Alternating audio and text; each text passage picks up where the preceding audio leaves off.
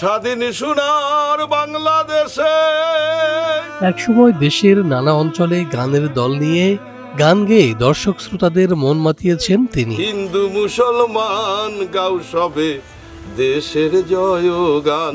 কিন্তু সময়ের পরিবর্তনে বাউল গানের কদর কমে যাওয়ায় রাস্তার পাশে চা বিক্রি করে কোনোমতে বেঁচে আছেন বাউল মানিক সরকার। আমার তো শোচনীয় অবস্থা, ধরেন রাত জেগে গান করে আসে, আবার দিনের বেলা আমার চা করতে হয়, তাছাড়া তো চলে না। সংসারের ছেলে ছাড়াও রয়েছেন মা এবং স্ত্রী।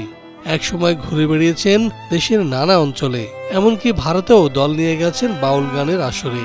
কিন্তু কালের পরিক্রমায় চাল ডাল কিনতে হিমশিম খেতে হচ্ছে তাকে। তাই তো পথের পাশে বিক্রি করছেন চা, আর ভাগ্যে মেলেনি কোনো সরকারি সহযোগিতা। মাগুরা জেলার ভিতর বাউল গুনতে গেলে আগে মানিক সরকারের গুনতে হবে প্রথম সারিতে। তাও এই জেলাটার নাম তো আমি বাংলাদেশে বই নিয়ে বেড়াচ্ছি, কিন্তু আমাদের খোঁজ খবর নেই। কিন্তু যারা দেখা গেল যে এই বাউলির বউ না, শিল্পীর সও না, তারা লাখ লাখ টাকা আত্মসাৎ করে খাচ্ছে। সরকারের তো দোষ না, সরকার তো দোষ, কিন্তু আমাদের বলতে আসে নাই। একসময় প্রতিবেশী জেলা কুষ্টিয়া, রাজবাড়ী, ফরিদপুর থেকে শুরু করে মানিকগঞ্জে বসতো মানিক সরকারের পালা গানের আসর। সেসব কথা এখন কেবলই স্মৃতি। মাঝে ডাক পড়লে গান গেয়ে আসেন রাতের বেলা, এরপর সকালে ঘুম থেকে উঠে বসে যান চায়ের দোকানে।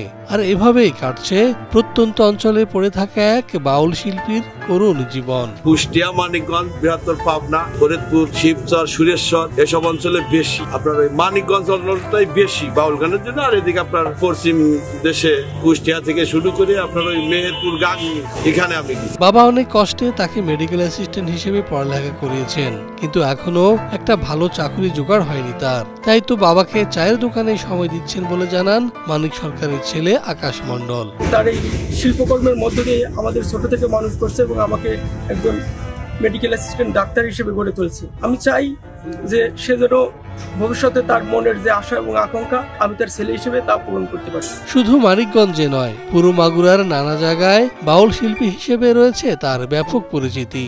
তাকে সরকারিভাবে সহযোগিতা করার আহ্বান জানান স্থানীয়রা। মানিক সরকার একজন আমাদের অত্র এলাকার খুবই স্বনামধন্য একজন বাউল শিল্পী। দেখা যাচ্ছে তিনি বাউল গানের পাশাপাশি অবসর সময়, যখন এইটা আসলে একটা সিজনাল একটা গানের আসর, এই সিজনাল যখন বন্ধ থাকে তখন তিনি তার জীবিকা নির্বাহের জন্য চায়ের দোকান দিয়ে বসেছেন, একটা ফুটপাতে, স্থায়ী কোনো দোকান না।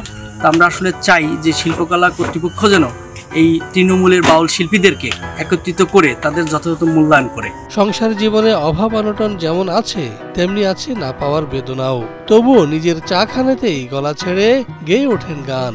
চায়ের সাথে সাথে যা হয়ে ওঠে চা প্রেমিকদের বাড়তি কিছু পাওয়া। গায়ের বাঁকে গাছের শাখে কত পাক পাখালির বাসা, কত পাক পাখালির বাসা। বলো বাংলায় আমার দেশ, বাংলায় আমার ভাষা।